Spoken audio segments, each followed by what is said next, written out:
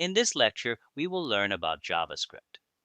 We have already used HTML and CSS to build the structure and style of web pages. But web pages also need to respond to users and change dynamically. Hi, I am Imran Afzal. I make learning technology easy, even for beginners in IT. So I have over 25 years of experience in Linux administration, Windows, virtualization, and many more. I have taught millions of students worldwide. So now we will use JavaScript, which makes web pages interactive. JavaScript is a scripting language, and that means it gives direct commands to the web browser to make things happen on a web page.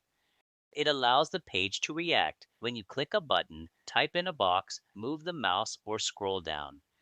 JavaScript can show messages, hide elements, change colors, play sounds, or even start videos, all without loading a new page.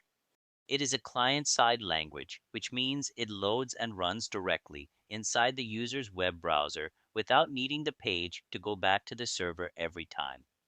HTML is used to create the structure of a web page, like adding headings, paragraphs, images, or links.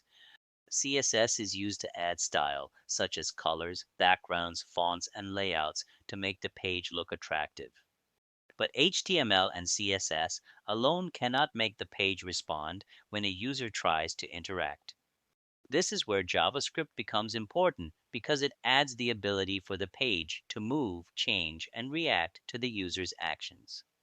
For example, it can check if you typed your email correctly before sending a form, or it can load new content as you scroll without pressing refresh.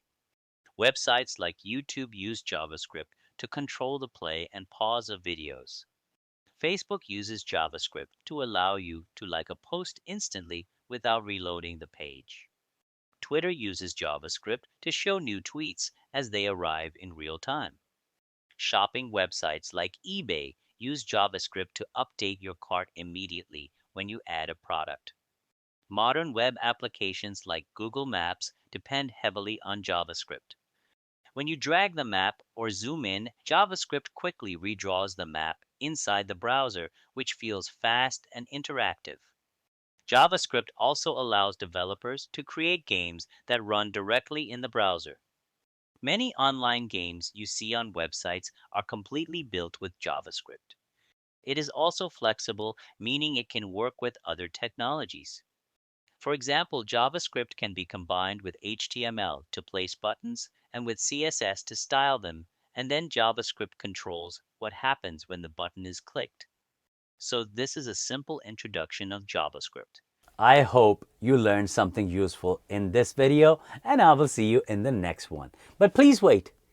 Don't forget to subscribe.